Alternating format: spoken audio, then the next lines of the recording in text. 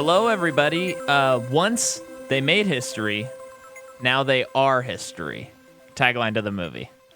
Really? Yeah, pretty good tagline. Yeah. And Also, time flies when you're having fun. Also, history is about to be rewritten by two guys who can't spell. that's got to be the first movie, right? Yep. I Yeah, clicked on the wrong one. because those sound like time traveling, and this is not that. This movie does a whole other thing. Okay, but another one for this one. Yeah. It's a trip. Yeah, I agree. It is. So this is the Macaw Podcast universe, and we cover film franchises, and we exist to prove people wrong when they say what. Sequels are never better than the originals. And here we are. We've started our Keanu Reeves conglomerate, and we're kicking it off with his first series, and that is Bill and Ted. Last week we did Excellent Adventure, which we loved. And this week we're doing Bill and Ted's Bogus Journey. And I think this proves our tagline. That we sequels are never better than the originals. No, that we exist prove to people. Sorry. Yeah. So yeah. Because I think this one's better. Yeah. What do you think? You think it's better? I think it's better. I'm not sure if it's better. I think I like it equally. Well, yeah, fine. I'll grant you that. But sorry to disappoint, but also I don't think that is disappointing. yeah, I like this movie better than the first one. Why? Well, at first, the first 40 minutes, I thought, oh, okay, I like, this is still fun, but it's not as good as the first one. Uh-huh. But then the movie goes so crazy. Yeah. And each time that it starts going insane, I thought, okay, this is probably the ceiling for insanity. Yeah, and then it would two bust aliens fused together to create one. Yeah. And that's when I was like, okay, the movie's topped out. And then there was crazy stuff that happened after that. Yeah. Which we'll get to. Yeah. So the fact that not the arrogance, the audacity of this movie is this movie is not arrogant. No. I wish more sequels would do stuff like this, where they're just like, here's the deal, guys. We're throwing everything at the wall. Mm-hmm. This is a bananas movie. Yeah. But before we do that, I got to drop some housekeeping. You got to just hold your phone in your hand. Yeah. I got to do a bit of housekeeping for our podcast. So, we cover the Marvel Cinematic Universe. It's one of our main series. It's ongoing, and we cover it as the movies come out. Now, Sony owns the rights for Venom and Morbius and all Spider-Man. Yeah, and they've shared Spider-Man for the MCU, but spoiler alert for those who've not seen Venom: Let There Be Carnage, there's a post-credit sequence where J. Jonah Jameson is on the news and he's talking about Spider-Man's identity being revealed. Are you kidding me? I'm not kidding you. Did Marvel poop their pants over that? Well, I'm sure it's planned. You're saying in Carnage. Yes. So what? But that's not part of the universe technically. So what I'm saying is that means that Venom is a part of the Marvel Cinematic Universe now. Oh, okay. So so that means we have to cover those movies. You kidding me, man? I don't want to watch them. And that would mean Morbius as well. But it doesn't have to. Well, here is what let's have this conversation on mic. That's why I wanted to do it. So clearly this is like a planned thing. And, how planned is it, though? Well, I'm just saying... This feels like a slapping on just because it made a lot of money last weekend. Which I know they had to plan that. Yeah, no. I really don't want to do it, so... Well, no, I think it's just like a fun thing, like, hey, guess what, guys? You guys didn't think that we'd work this out, but guess what? We did, and now Venom's going to be in the MCU. Okay. So... what I propose is this, though, and then we can talk about it, is we have this stellar schedule lined up, and we're scheduled out to July, and we have this down pat, I would say. We have it with every new release, and we're leading up to certain releases and stuff, and so I don't want to mess that up by inserting the Venom movies and Morbius. So what I think is we get through our schedule, and maybe like in a year from now, we do a little like, here's the Sony Spider-Mans and get caught up. Yeah. Because the other thing is with this new, like, with the new Spider-Man movie and how it's supposed to be like a multiverse and stuff, I don't know if we're going to say, hey, let's, cover these other movies or multiverse. I think we have to put our foot down on a few things. Otherwise, we'll never we cover have to any talk about movies. things that are not superheroes at some point. I know. We need to talk about Bill. And Ted. So that's the big news. What did you think of that? Were you glad I saved it for the mic? Yeah. Oh, that was the thing that you mentioned. Yep, it was. Yeah, it's more just I don't feel like it. It's nothing against Venom. Yeah. I've heard that the first one's fun, and I've heard this one seems to be like not as good but fun still. Yeah. Love that it's an hour and a half. The second one. I think the first one's like an hour 40 too. So I love that, and of course I like Tom Hardy. I'm just tired. I'm tired. Yeah. So let's procrastinate on this part of it. Well, it's that thing like when hearing all those rumors about the Flash movie and like Michael Keaton's in it and stuff like that. And as a podcast that covers these series, it's like, okay, you're really blurring the line on what the series is. Yeah. So the OCD in my head is kind of like, but does that mean we have to cover every single Marvel release ever? Is that what they're doing? Or yeah. Tad is staring at me in the eyes. I have to pick him up. Okay, pick up the cat. And then we'll transition right to Bill and Ted. Okay. So this movie was very surprising to me because this is like a pretty cult hit. I assumed that this was like a pretty big movie. Yeah. But when I was doing research, there was like nothing about the making of this movie. Interesting. I mean, it was weird. You find the production designer? Was I supposed to do that? No, I never said it. Oh, okay. I'm just curious because I was very impressed. Yeah, I did not find the production designer. So I got a few notes, but I mean, this is going to be really short. So it's directed by Pete Hewitt. Who is different?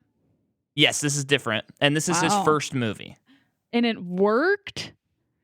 And it worked. What do you mean? Well, like, his first movie is a sequel, which is always like a rough start a lot of the times for directors. Yeah. Because it's not their original vision. Oh, yes. Yeah. And he did it. He nailed it. He did a good I guess job. you're right. Because you're thinking like James Cameron doing Piranha 2 and David Fincher doing Alien 3. Yeah, and I haven't seen those movies and I don't know too much. But that's just, you hear like Fincher did Alien 3. Alien 3 and was like, I'm not doing a franchise thing ever again. Right. Yeah, I guess you're right. I hadn't really thought of it that way. But good job, dude. He knocked it out of the park. Good job, duder. He did. He made also a most excellent movie. He did The Borrowers. Have you seen that movie? Who's in it? Let me look. The name sounds familiar. It's got John Goodman. Yeah, and there's a bunch of like tiny people that live in his house. Their space is your place. No. The screen's smallest heroes in the year's biggest adventure. No. So he did that, and then wait, when was that? Ah, dang it! I just got he did out of Home Alone, Holiday Heist. He did the Garfield movie. Oh wait, yeah, he did the Garfield movie. Yeah. You're. That's what I was gonna say. Okay, let's look at this. This seems familiar. I might have seen this. Oh, it has George Weasley in it. It has Tom Felton in it. That's Draco Malfoy. Oh, okay. I'm trying to see other pictures, but there are like no other pictures. Maybe I haven't seen it. Looks like I missed out though. He's good poster. It is. It's a poster. It's goofy. Yeah, but then he did another movie. In addition to Garfield, that I am having like I'm being like, I know this movie, but I also feel like I don't know anything about it. Okay. And it's a movie called Zoom. Yeah, what is that? And it's former superhero Jack, played by Tim Allen, is called back to work to transform an unlikely group of ragtag kids into superheroes at a private academy. Yeah, I've seen that. You have? I 100% have seen that. Yeah. Okay. I feel like I have too, It but has I Chevy can't. Chase and Courtney Cox. I mean, this guy just directs goofy movies, not including The Goofy everyone's movie. favorite Disney character, Goofy. Yeah. But that has Kate Mara in it. I know. How weird is that? And it has the Spencer Breslin, who is Abigail's brother. really famous child actor, including Abigail Breslin's brother. It's just weird. It was one of those things where I had like a wave of deja vu, but I could not figure out if I even saw this movie. Well, maybe this will jog your memory. I just saw a clip of Spencer Breslin at a public pool, and he jumps off the diving board, and his butt gets colossally big. And he jumps into the pool, and all of the water comes out of the pool. No. Yeah. No. Where did you see this at? It's just Oh, on the okay. page. I'm looking at it now. Wow. I gotta watch this trailer now. She's so cute. Adorable. I love that outfit. Just trying to live ordinary lives. Freak. Perhaps you'd like to finish Newton's equation? But what makes them different We've been tracking an object that seems to be moving towards our planet. Okay. Yeah, I don't think I saw that movie. I remember liking it as a kid. I'm definitely not watching it again to find out. You really should, Jordan. Nah, I'm good. Okay, so that's Pete Hewitt. Okay. Screenplay is the same two guys, Chris and Ed. The cinematography is Oliver Wood, and this guy is very interesting, I thought, because he's got a ton of comedies and a ton of action movies. Oh. So he has like Equalizer, the first three Bourne movies, which kind of define how action movies are going to look for the next 20 years. Yeah. Safe House, Jack Reacher 2, but then he has like Talladega Nights. Wow. And I think like at least Anchorman 2. I don't know about Anchorman 1. There's an Adam McKay guy. A little bit. And he did Mr. Holland's Opus. So Who's that? that we talked about that last episode because the director of Okay. Bill and Ted's Excellent Adventure directed Mr. Holland's Opus. Okay. And then again, it's the music by David Newman. Comes out July 19th, 1991. And this movie has a $20 million budget. And what was the last one? Less? Yeah. And I could tell that there was a budget upgrade. Oh, yeah. Because even sets like the police station looked way bigger. Yeah. And they were a little more, I guess, interesting looking. But I kind of liked the ragtag nature of the first film. Oh, yeah. And I wouldn't have even thought about it too much in the first film either. There were just more locations. Funny enough, I know the last one had a lot of locations too. But a lot of those past locations in the first movie, I feel like could just be anything that you have at a film studio to throw together. Absolutely, yeah. And this did feel a lot more intentional on like, I mean, they went to heaven and hell. Like they had to create their own version of it. Yeah. And so this movie was supposed to be called Bill and Ted Go to Hell. Okay, yeah. But the studios were like, no, we can't release a movie with that title. Why not? I don't know. Okay. I kind of like Bogus Journey, though. I feel like it's more in theme. I do, too, because the last movie is just Excellent Adventure. Yeah. So, yeah, it totally makes sense, but that's just funny. I do like Bill and Ted Go to Hell, though. Yeah. That's pretty funny.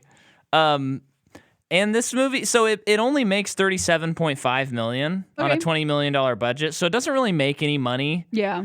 And so that, and then like it's mixed with critics when it comes out. So the movie is sort of like just does okay. But since then, you say it's got a cult following? Oh yeah. Okay. This movie's a hit now. Oh, okay.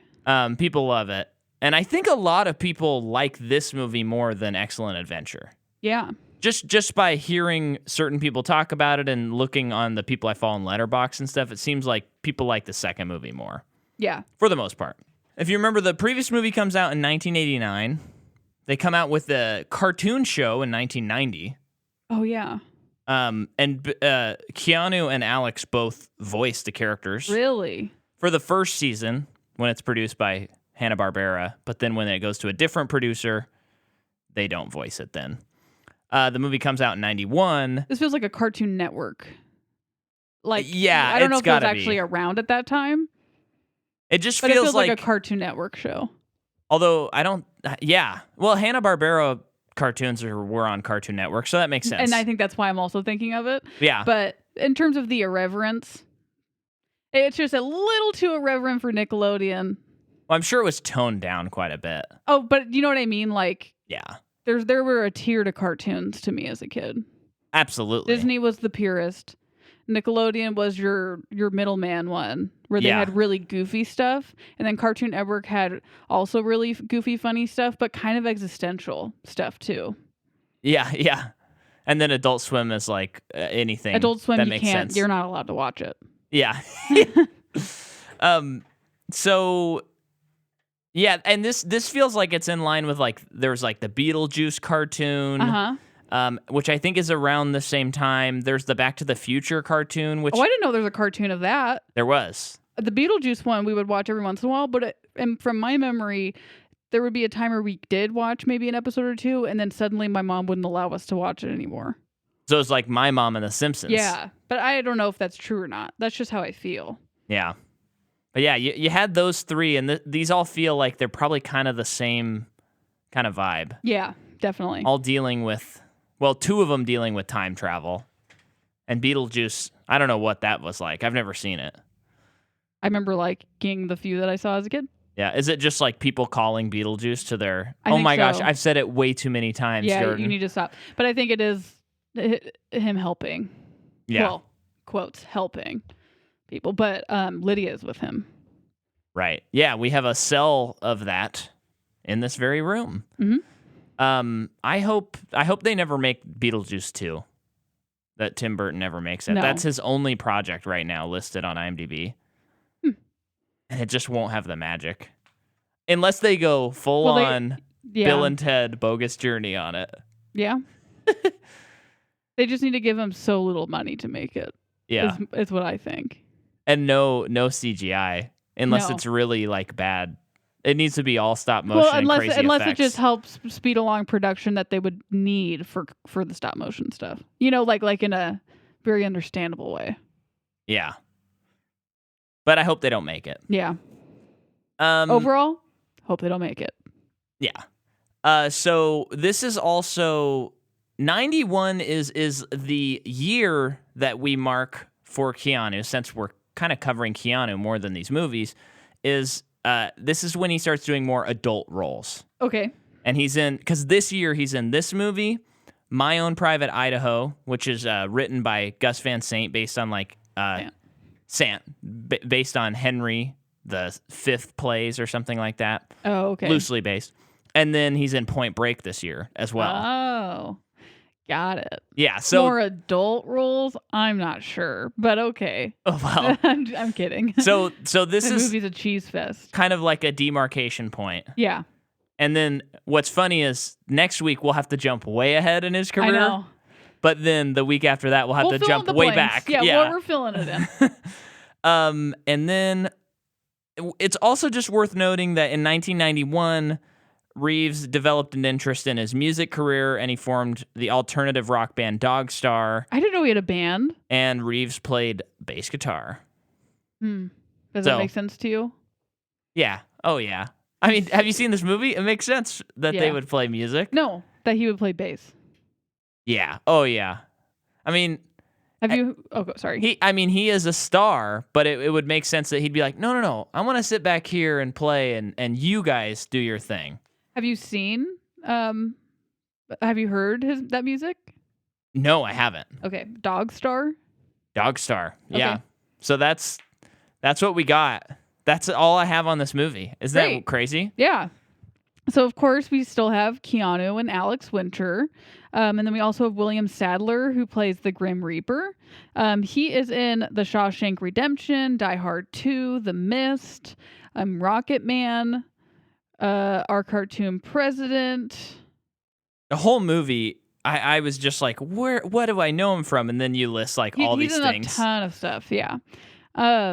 He was my MVP for the movie. Yeah. Also Pam Grier plays Miss Wardrow. She is Jackie Brown. I feel like we've actually maybe have covered her, but maybe I just know we've talked about Jackie Brown. On Patreon we have. Okay, so but she the only way people can hear about that is going to patreon.com/Micah McCaw. Link in the show notes. Yes. So yeah, she's Jackie Brown. Also, Ghosts of Mars, Mars Attacks. Wow. She really likes hanging out on Mars. She's in This Is Us, being Rose, and so much more. Yeah. Joss Ackland plays Dave Namolos, the bad guy. Yeah. He is in The Hunt for Red October. Have you seen that movie? I have not. Okay, me neither. But I need to, and my dad has it. Yeah. That's the one that Patrick Willems talks about. Yeah. Yeah. Okay, he's also in Lethal Weapon 2, Watership Down. And I mean, a ton of stuff. Lethal Weapon 2. Yes, he is the... Yeah, okay, I'm connecting dots. For you, Rebecca, he's the guy who is the diplomat. And now that connected quite a few dots for me. You're welcome. Can I say something about him? So his villain name is the screenwriter Ed Solomon's name backward. Oh, okay. And then what's funny is, so when I was trying to look up production for this movie, I found like a Screen Rant article that said like 10 things about Bill and Ted that you don't know. And for him, this kind of like quote journalism stuff just drives me nuts. It said, what was the actor's name? Joss Ackland. Joss Ackland did Bill and Ted because he lost a bet in his family. It was like, well, what was the bet? Yeah. What? And that was like the whole thing. That was it? No explanation? Yeah, and I'm like, well, that probably didn't your job happen. And find out why. Yeah, it's like true. They probably just found it on the IMDb trivia. Yeah. Amy Stock, I don't know if we talked about her in the last one. She plays Missy, aka the stepmom. So she's in these movies as well as Summer School, Mr. Student Body President, The Last Course, Amber Rose. And then I don't think we didn't talk about the girls either, the girlfriends. No. Annette as Historical Babes. Kui, plays Elizabeth. She is one of the historical babes. She is in American Horror Story as soccer mom. She is also in Never Say Never, Awake to Danger, Wild Oats, and Sinatra. Not a lot of stuff.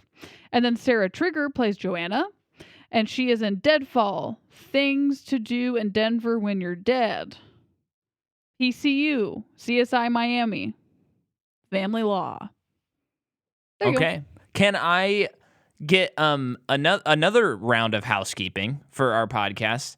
Months and months and months ago, we talked about Macaulay Culkin. I don't know in what episode. I think it was when we still lived in our apartment, and we said, oh my gosh, he's going to be in American Horror Story. I don't even care. We have to watch that season. Can we update our audience on that? And can you... Yeah, I haven't watched it. And why not? It looks bad. And it looks like something I don't want to spend my time watching. And I don't know anyone who watches it anymore to tell me if it's worth it. So I'm going to pass this time. And then I want to tell another funny little anecdote. American Horror Story released like another show this year. American Horror Stories. Yeah. And the whole idea was it was They're like kind of revisiting each season, I think, and each episode or each few episodes it's different story. Yeah, so like the first episode is them going back to the house in the first season. Mm-hmm. And so we started watching it and we're just waiting for Macaulay. And I think we watched 20 minutes. Well, no. We didn't get that far. We got like 5 minutes in maybe, and we were like, let's just make sure he's in this. Yes. And we found out, no, he's not in it. Okay, that's fine. Let's just see what this is.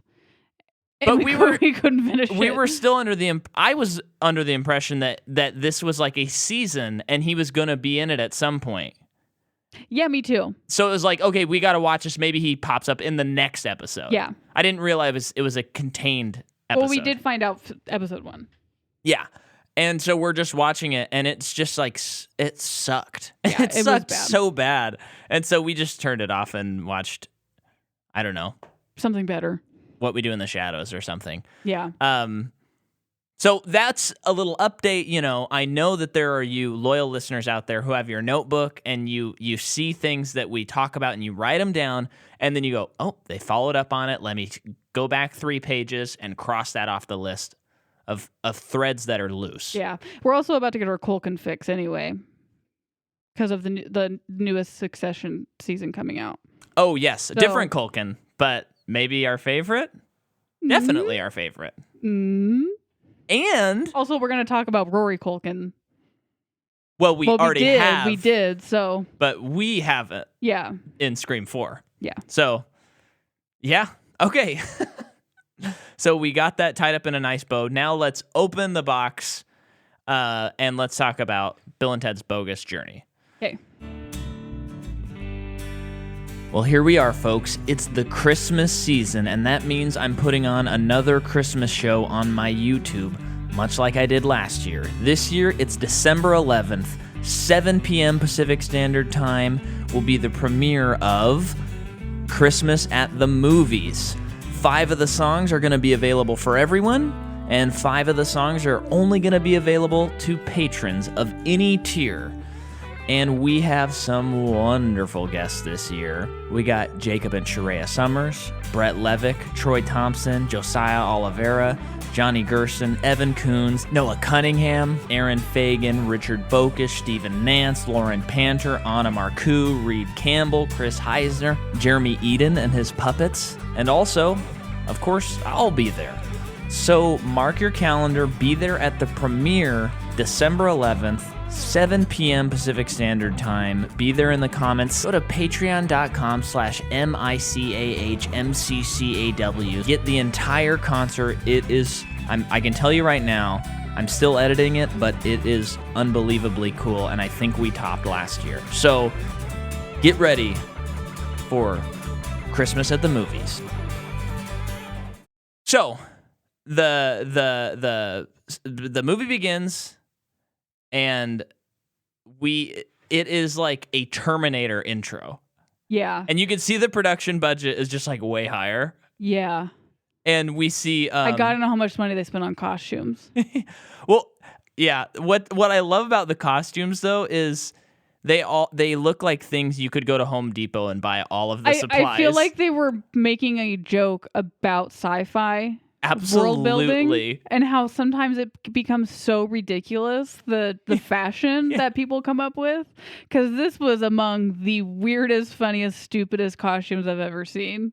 It looked like a lot of foam on people. They were wearing shoes like when you go to Disneyland and you buy Mickey Mouse slippers that are shaped into his shoes, and then you buy them and you take them home after your trip and you're like, oh, I'm going to wear these slippers. And then you're like, I can't walk in these. This is so impractical. Yeah. It looked like everyone was wearing moon shoes. Yeah. Like the little bouncy shoes. But they were so big and obviously like there was so much room in them that people were having such a hard time walking.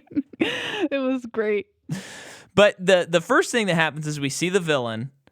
And the camera scrolls out, and it just feels like right away they're just like riffing on Terminator, because it just very much felt like the beginning of Terminator, like the lighting, even their costumes, all the fog, and the backlighting. And he's saying like, you know, he doesn't like Bill and Ted, and he says some quote about like, no more will there be air guitars, and there will be a order in a different way, which I mean right away. I'm going, yeah, let's go. Yeah, give it to me. Then we cut to Bill and Ted University. Yeah. With a statue of Bill and Ted saying, and it says, be excellent to each other. Party on. Yep. Party on, dude? I think it's party on. Okay. I think. Yeah, it's just a utopia there. I know. And so people are going to school, and the school consists of them bringing people from history, both past and future. I know. Into their classrooms to teach them about history, and it's just that's it. That's how they're taught. But it seems to be exclusively about music. I guess that's true. Which is hilarious. The Martin something is like what band he's in. No, I wasn't. Okay, maybe I'll just. Oh, no, I got it. Jim Martin. Because George Carlin shows up and he's teaching the class, and he brings in Thomas Edison, Johann Sebastian Bach, and then someone from the band Faith No More, and that's who you're talking about. Okay. And then he brings in this girl from the future, and he's like, of course, who created the sonar, lunar, electro, chronoton, cyberborg, flyness, dobish. Yeah. Yeah, I know. And it's just like, okay, Yeah. we're in it. These guys, this is the same writers as the first movie. Everyone is just like, this is normal. Uh-huh. And the people who are being transported from history just don't, they seem about as perplexed as the last movie, which is not very much. Yeah. A lot, but not too much, which I just love. And then Nomalos comes in, yeah. and takes over the school, takes over everybody, and he has Bill and Ted robots that he's going to send to the past to get rid of them and make sure that this never happens. Which, again, very Terminator. Yeah, it is. And this too, it's like, oh, they had a budget. Because the effects were really cool, I thought. Like when they took their masks or their faces off. Yeah. Yeah, I thought it was really cool. And they lift up their shirts so often in this movie to reveal their wire insides. Yeah. It's great. And it's fun because it's kind of like, wait, you're telling me we're going to get 2 Bill and Teds in this movie? Yeah. And Bill and Ted squared? Yeah, and 2 of them are going to be like, I like the idea that they're evil robots, but they're not even really the opposite of Bill and Ted. They're just the same, except for they're just going to kill Bill and Ted. Which is how it should be. If that's the master plan to make it go right. It's just so funny instead of it being like a bizarro version of them that like have their act together.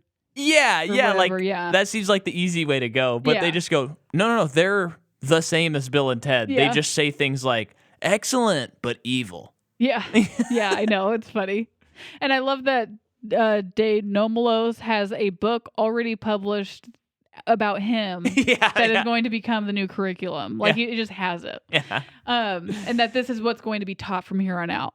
So Bill and Ted are put into the time machine phone booth thing to be transported back. And right before this happens, George Carlin gets a guitar I know.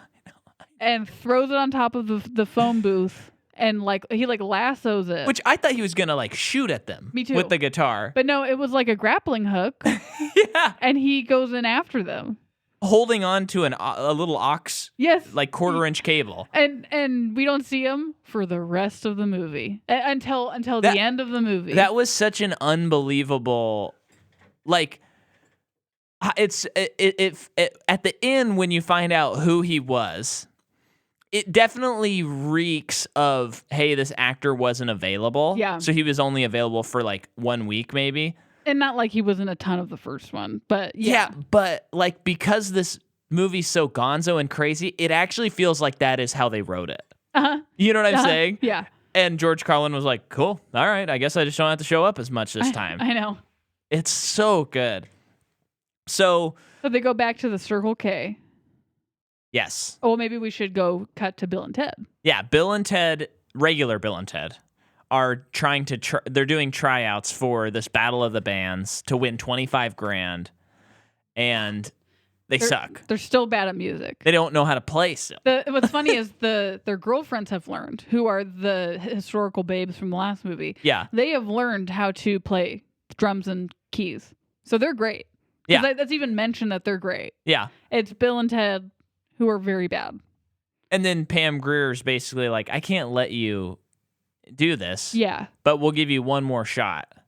Yeah. Basically. I shouldn't, but I'm going to. Yeah, that's right. That's right.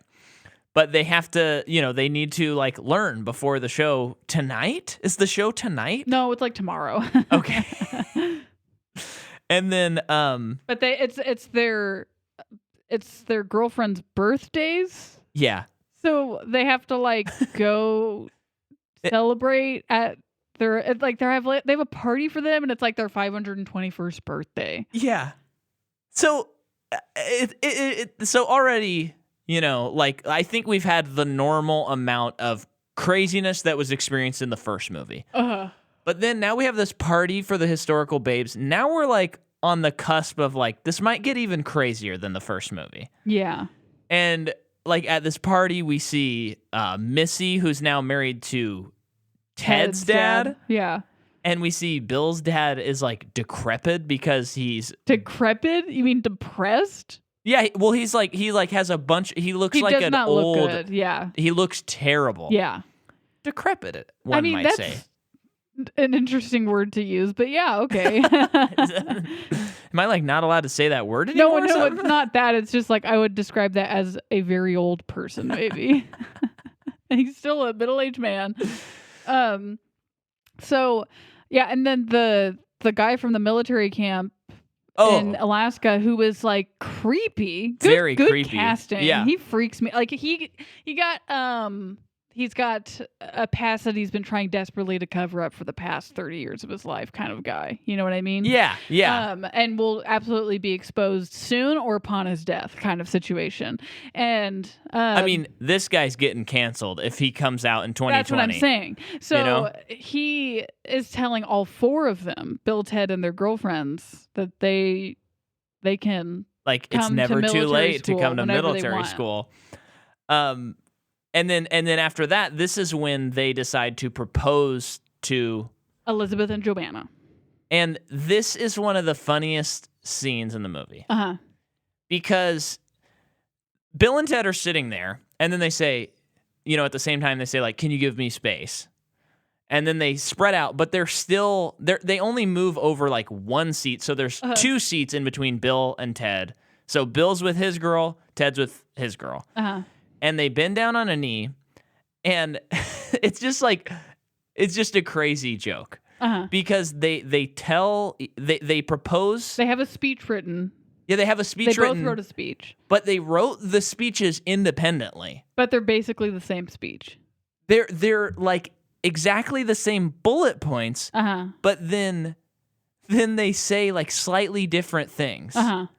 Like they're so in tune with each other that they I know, independently I wrote love the it. same speech. But what's hilarious is like they say something like, your love makes me feel like a blowfish, which actually a blowfish, yada, yada, yada. Yeah. Like get a fact wrong. Meanwhile, Yeah. the other person said something and got a fact wrong at the same point in the same speech. Yeah.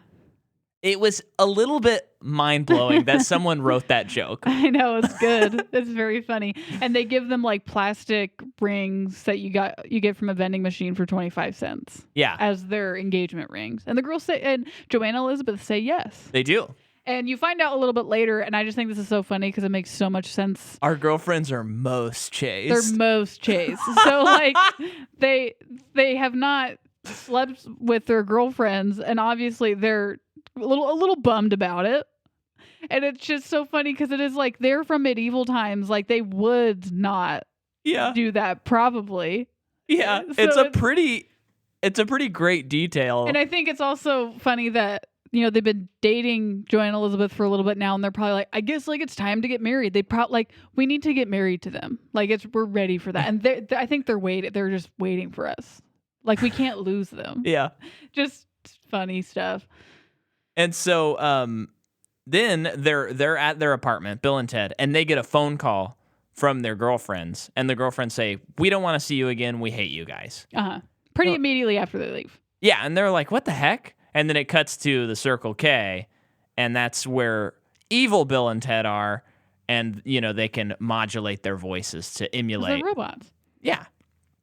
And so then evil Bill and Ted, this is going to get so convoluted, guys. So if you didn't watch the movie, I pray you can keep up. This is going to be like explaining Terminator Genesis to someone who hasn't Yeah. watched it, except this movie's good. Evil Bill and Ted show up to Bill and Ted's, and they, are kind of like... Well, they're not super surprised to see them because of the last movie. Yeah. So it's like, oh, it's us. Great. That means they're here to help us. Yeah, Bill seems to be like right on board, and then Keanu's kind of going, well... This seems wrong. Something seems off, and then, he says, how many fingers am I about to hold up? And then... He's like, 3, dude. They're He's like, oh, okay. yeah. So that was enough for them. Yeah.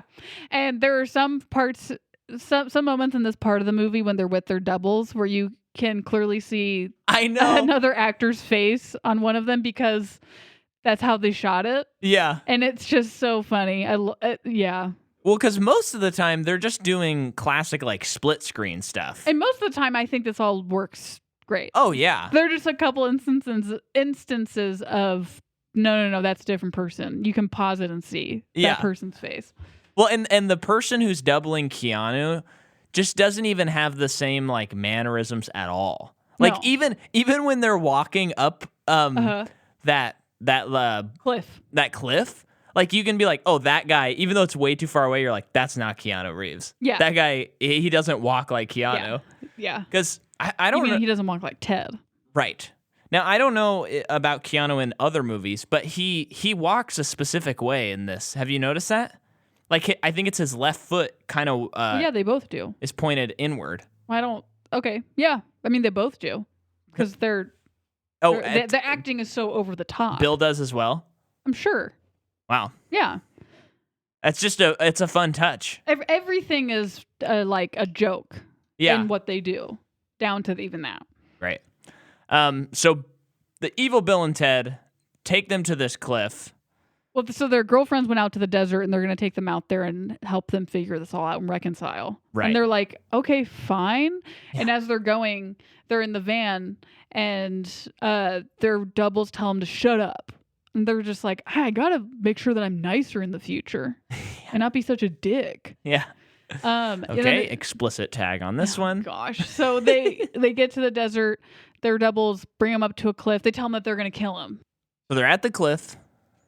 And evil Bill and Ted throw our heroes over the edge and kill them. They fall to their deaths. And they die. And being someone who hasn't seen this movie, this is my first time. It's like, oh, that's what we're doing with this. They're dead. I could never have guessed. Yeah. That this was the outcome. Great. Yeah. So then the Grim Reaper shows up. And they have him. Well, first of all, I think I like what they did when they are up from their bodies. They're ghosts now. Yeah. And everything is blue and white, and they're obviously like painted a blue to look ghostly. I think it looks good. Yeah. I think it's a fun choice. Yeah, there's a lot of stuff with like the doubling of the actors and the way they did the ghost stuff that today I think they would have relied much more on CG effects. Yeah. And there's CG in this, and some of it looks really bad, but I think it's fun looking. Yeah. But there's just some stuff where it's like I like the practicality of just like painting someone blue. Kind of, yeah. And then just being like, see, they're a ghost. Yeah. That's just kind of refreshing than being like, okay, we got to make sure they're like translucent and maybe we'll put, they just look like they don't have blood anymore in their bodies. Yeah, and then the other actors will just pretend they can't see them. Easy. Yeah. But yeah. Death shows up. Uh-huh. Or Death, Grim Reaper. Love his makeup too, even though it's pretty simple. But he's got is it called a scythe? Yeah. No, it's a reaper. Like a... Oh, that's what it's called? Isn't it? I don't know. No, I think it is a scythe. You're right. Yeah. So they see him and he says, I'm Death. You guys are dead. Right. And he's going to take them to where they need to go. And they're like, but wait, hold on. Like, is there a way out of this? Like, can we got to like go save our babes. Like, what can we do? We don't want to be dead. And he said that they can play him in a game, but no one's ever won. Yes. And instead they give him a Melvin, which I have never heard of before. Yeah. Only 80s kids would know. So it looked like a front wedgie. Yes. But later he does it to someone and he does it in the back and he says Maybe it's a Melvin. double wedgie. Maybe that's what it front is. Front and back. Well, because they don't do it to the doubles. I think they're just calling wedgies Melvins. I'm looking this up. Okay. Here we go. Okay. They did full Melvin. A wedgie and a Melvin at the same time. A wedgie in the front and back. This is particularly uncomfortable for males and far worse a punishment. / bullying tactic than a mere wedgie itself. Have you ever got a wedgie? No. I think I only have in jest, maybe. Oh, yeah. I feel like by the time we were kids and in school, wedgies weren't really a thing. Yeah. And to be called a Melvin is to be a geek. Ah. So geeks usually get wedgies. Yeah, okay. So they got full Melvin. Basically a nerd, dweeb, geek, etc. Okay. So they Melvin death and they run off. And they go to the police station because they're like, we got to tell people that the other Bill and Teds are not us. Yeah. And this is a great scene. It's so funny because Ted jumps into... He possesses his dad. Yeah. And they're like, is this even going to work? And they're like, it worked in Exorcism 1 and 3. Yeah. Or The Exorcist 1 and 3. So he jumps in through his ear. And then the actor who's playing his dad is doing an amazing job. I know. Pretending that he's Ted. Yeah, he's great. And so now he's being possessed by Ted, and he's telling the police force the situation. Yeah. They're and just everyone's staring just blankly. staring blankly. And then Bill jumps in, the sergeant. Yeah. And same thing, trying to back him up, but people are just still like, I don't get it. So they're like, we got to go to find someone else. We got to go find a different way. So they start running out of the police building. And they're like, we can't go like this. Uh-huh. Oh, no, wait, before that, they're like, oh, donuts. And they just start stuffing their faces with donuts. So then when they get outside and they jump out of the guys' bodies, they just have donut sugar all over their faces and suits. Very funny. And then the sergeant looks to him and he's like, afternoon? Like nothing happened.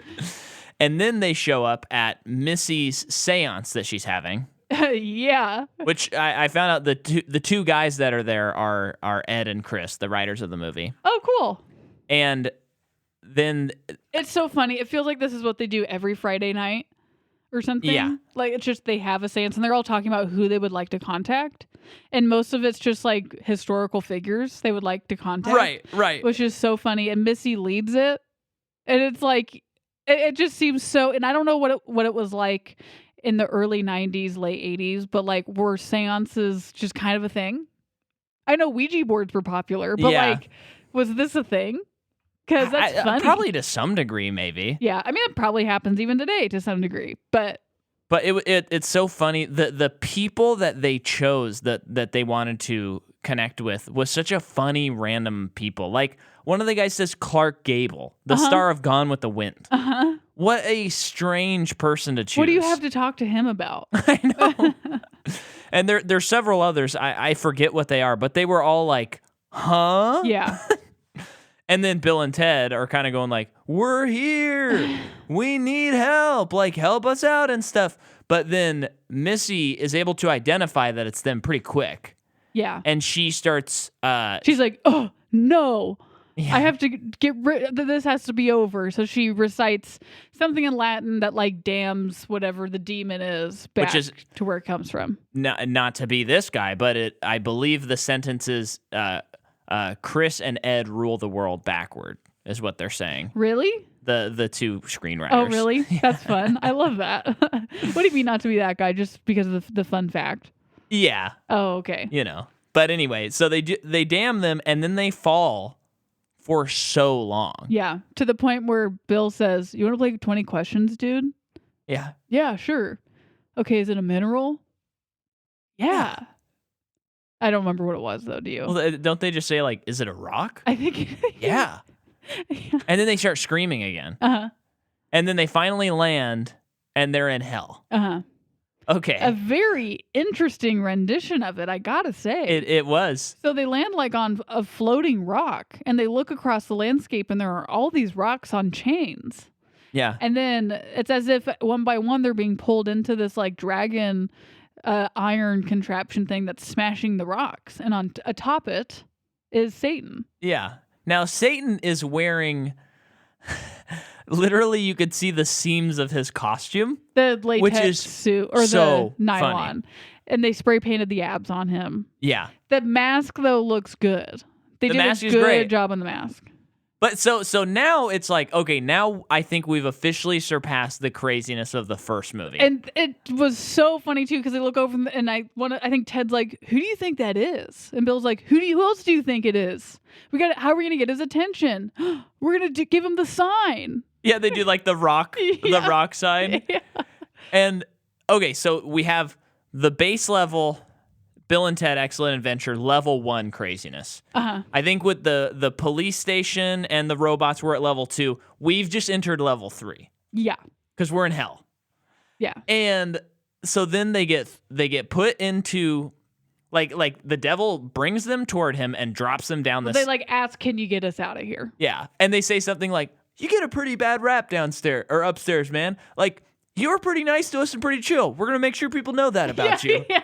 Then he just like drops them further into hell, like their own personal hell. And this idea for hell, pretty cool. Kind of a refreshing idea. Yeah. Like as far as like if you're gonna make a movie, I mean, this is sometimes what's a bummer is when someone has like a gonzo idea like this, and then they just do like what as the things. Yeah. But they kind of. Chris and Ed, like they take it a little bit further and they kind of explore it a little bit. It's not the same thing, but it just kind of reminds me of, dare I say the name again, Beetlejuice, when when our protagonists die and they go to like this really boring government kind of building to just try and figure out what they need to do in the afterlife. So refreshing. Yeah, so and cool. it's just like, this is so funny. Yeah. And so... And everyone... Yeah, well, we're not talking about that movie. But, yeah, okay, go ahead. So then they go into different rooms, and when they go into the room, it's like a memory or something that could happen, because they go to the Army Sergeant one, and then that's like you get to choose which personal hell you want to live in. Yeah, I don't know if it's about want. I think that's just your only options. No, but I mean, like, because I think Death says later, like, you better choose which one you want to spend the eternity in. Yeah, that's true. So, they split up, and Bill jumps into one of them, and he is a child. And Very Ted creepy. jumps into another one, and he is also a child. Like, whoa, that's crazy. And Bill seems to be at like a family birthday party for his grandma, and okay. I should just say too, like when we were watching this, I was like, oh, I could not handle this as a kid. Yeah. This would scare me too much as a kid. Well, now we're getting into like Terry Gilliam zone. Yes, it's like where very this much sequence so. is It feels going. like either Terry Gilliam directed or designed this part of the movie, or Tim Burton did. Yeah. Or both. I don't know. They collaborated.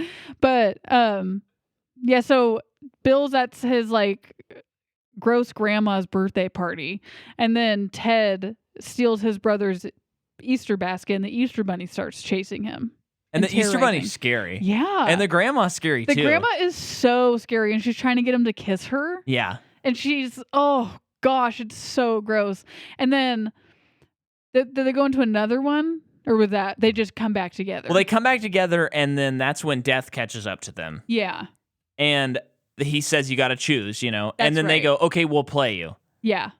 And then it hard cuts to them playing. And they're like, and you hear Death say, J10. Miss. They're playing Battleship. Mm-hmm. Now, what's crazy is, in case you're unfamiliar, dear listeners, there's a movie directed by Ingmar Bergman called The Seventh Seal. And it is a extremely famous movie. And in that movie, there is a character named Death who is basically identical in costume to this version of Have Death. you seen this movie? Yes. And there is a knight that plays Death a game of chess as he is going to die. And if he beats chess, or if he beats Death, he will live. Yeah. But alas, he does not, because nobody beats Death. Oh, this movie seems rough. Good movie. Is it rough? I think I was a little too young to really grapple with it, but Oh, okay. I mean, it's a good movie. Yeah, I want to Rough watch it meaning again. just like the subject matter heavy. Yeah. I think I would think it's heavy watching it now. Yeah. More than then. But But I mean, that's a movie that's on like any list of movies of like top movies. That movie's going to be on there. It's very influential. So as a viewer, you're sort of primed to think like they're going to play, death in a really interesting game. It'll be chess or it'll be, like a gentleman's game or something. But it cuts to Battleship. And if you thought that was funny, so they beat him. They beat him. And he says best 2 out of 3. Yeah. So then they play Risk. They play Clue. Oh, Clue. And they beat him again. Then they play he's kind of trying to cheat. Yeah. Because he's such a sore loser. Yeah. He's like, no, dude, you know that we won. And you know, like, it's time. And he's just like, 5 out of 7? Yeah. So then they play Twister. They play like a football game. Oh, electric football. Yeah. Yeah. And then they're like, because they beat him again, and they're like, best 5 out of 7. That's what it was. Yeah. Then they play Twister. They beat him again. And that's it. Like, he finally concedes. Yeah. And it's just, that is too funny. What a great bit. And the actor is doing just such a he's so committed. Great job. Yeah, very committed. And so then basically they and much like the first movie, it's like, okay, this is what you decided to do. They say, okay, the only way we're going to beat these robots is if we make robots that are better. That's their solution to this. So they need to find someone who can make a robot that's better because they can't do it. Yeah, so they're so the deal they made with Death is like if you beat him, he will take you back to your body. Uh-huh. Not only that though, they're like, can you take us to someone who can help us? And he has to do it. Yeah. So he takes them to God. He takes them to heaven. And so but all he can seem to do is get them there. Yeah. Because they get to heaven. And it's also this being, it's a little bit like what is always kind of portrayed. White clouds, very bright. Yeah. However, it does feel like such a refreshing version of heaven that I've never seen in a movie.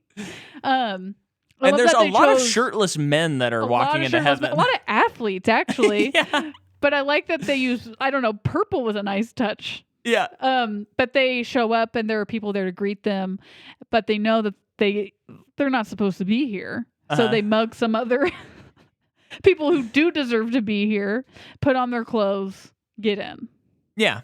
And then that guy says, "What is the meaning of life?" Yeah, and they quote every rose has its thorn. It's Sting or no, not Sting. Oh my gosh, I've seen this band. The Police? Poison. The Poison song. Yeah, they quote that song. Yeah. And he just seems kind of confused. Also, in the previous scene, they do say, don't fear the Reaper, which is funny. Oh, yeah. Quoting that song. And then they see God. Mm-hmm. And they're like, we really need, someone who can build a better robot. And he takes them to... well, like, he sends down this, like, plate. Yeah. That basically is like a map to finding Station, which is a being. Yeah. And is that really all that was? I guess you're right. They didn't need it after that, right? That it doesn't really make sense, but it doesn't. We're not needing it to make sense. But we're still on level 3 of crazy, I think. You know, hell, heaven. Okay. Oh no, we're level 3. In seconds though, we're getting to 4. And yeah, right about here, we surpassed the threshold, and this is when I think this moment I was like, okay, I think I like this one more than the second one or the first one because now we're in like, okay, this is crazy because they walk into heaven and there's these 2 alien creatures, clearly people inside of a like a rubber suit. Well, don't downplay it like that. I thought it was pretty good. Yeah, no, I liked it. It's 2 aliens and they look freaking awesome. They remind me of the very sage and wise creatures in Dark Crystal. Yeah. But like babies? Yeah, the Skeksis. I thought those were the bad guys. Oh, is that not what you're talking about? Oh, the other ones. Oh, yeah, actually, yeah. They remind me of them, but their eyes are way too big. Their teeth are like way too visible. And they're like huge butts. Huge, like so big that that's how they got into the costume. Like that's where it opens. Yeah. I love it. And when they walk up to him, so that's crazy. Yeah. We're at level 4 right there. But to top it all off, they're playing charades with people in heaven.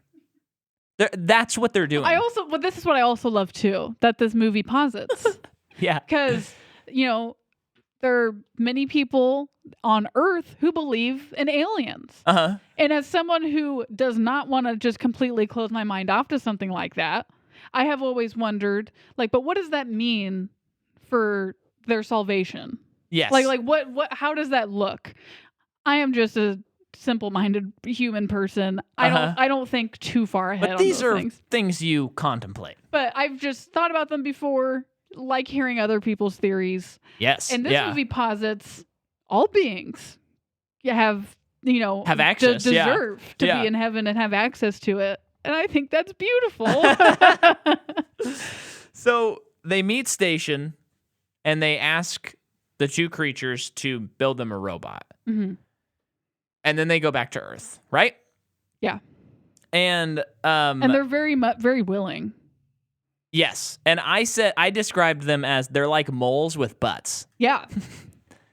And then they need to go to a hardware store. They go to a Home Depot. And it's just so funny to go from alien beings to, okay, we need to go to a hardware store to build these robots. I thought it was so funny too that when they come back to their bodies, Ted is like, "Oh, I think a crow had been pecking my head," and then Bill pulls a worm out of his ear and he's like, "Lunch is over, buddy."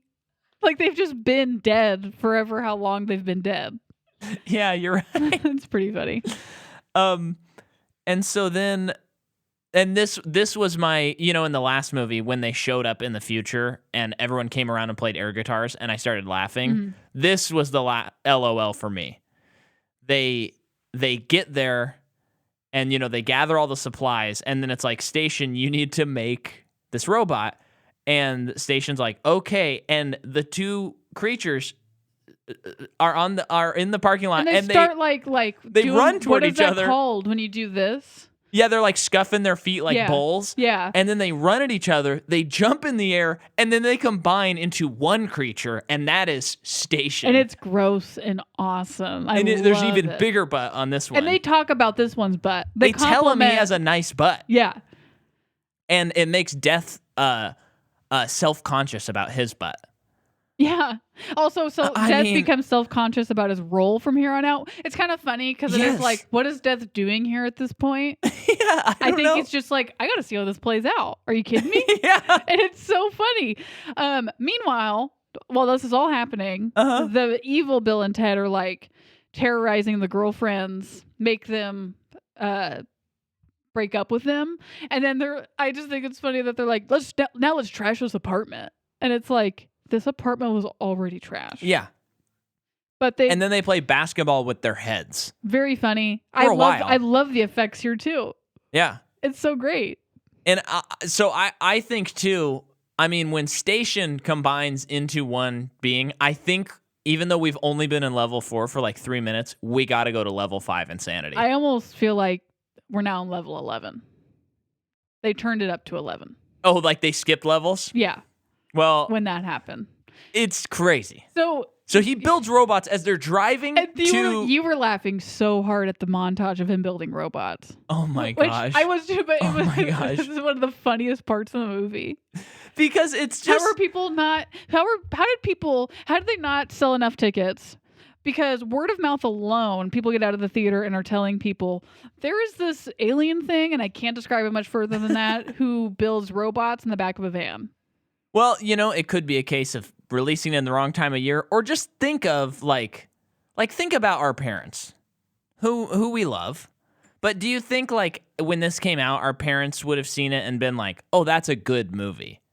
You have to be this is for a specific audience, and if you're not into this sort of thing, this is a nightmare of a movie for you. You know what I mean? Yeah, but you don't have to always be a certain moviegoer. We recently just covered The Godfather, and now we're talking about Bill and Ted. No, I know. This movie actually makes so much sense to me that this was not popular then, and it's since gained popularity. Okay. Don't you think? Kind of. In terms of it gaining popularity today, it makes sense because absurdist comedy is a thing now. Yeah. It just is. It's so out there that it's just not necessarily accessible for everyone. Yeah. But all that to say, Station is building the robot, and it's just cutting back and forth with this rock music playing, and it's just it's just so, the things he's doing are so simple, but they shoot it so, like, it's so intense. Mm-hmm. It's just hilarious. Mm-hmm. Just hilarious. So then they show up at the Battle of the Bands, and Evil Bill and Ted are there, and this is like the best thing they did. The robots show up, and all of our characters are there, and then Evil Bill and Ted say, "Looks like we've met our match," and the robots punch them in the head, punch their heads off, and just like that, they've been neutralized. It's like they see it and they're like, I respect that dude. It's like even though they're robots programmed to be evil Bill and Ted, they're still Bill and Ted. You still have to program them to be Bill and Ted. So when they see something like that, it's like, all right, dude, that's most excellent. Take me. And I remember, like, right when that happened, Jordan, you said, I hope that was it. And it was. Yeah. I mean, there's still more in the movie. And I meant that in, like, I hope it's just that easy. Yeah. And then... and they say, catch you later, Bill and Ted, because earlier they had said, catch you later. They do that. And then Nomalos. I have to think about Solomon Ed every time I think of it. Yeah. He comes out from the future. And then I'm gonna award a level 6 here. Okay. Because he comes out and they have a time travel face off. Yeah, that's why I'm doing it. Yeah. Because they're like, we just need to remember in the future to time travel, and we'll put a sandbag right here. And the sandbag falls and it hits him. It drops his gun. And then they drop a cage on him. Mm-hmm. And then Denomalos. He's like, but I have a key because I can travel in the future too. And he does it. And then he grabs the gun. And then when he shoots it, it pops out and it says Wild Stallions Rock. Uh-huh. And they're like, yeah, but we are the ones who won because we went back in the future and we did that to the gun.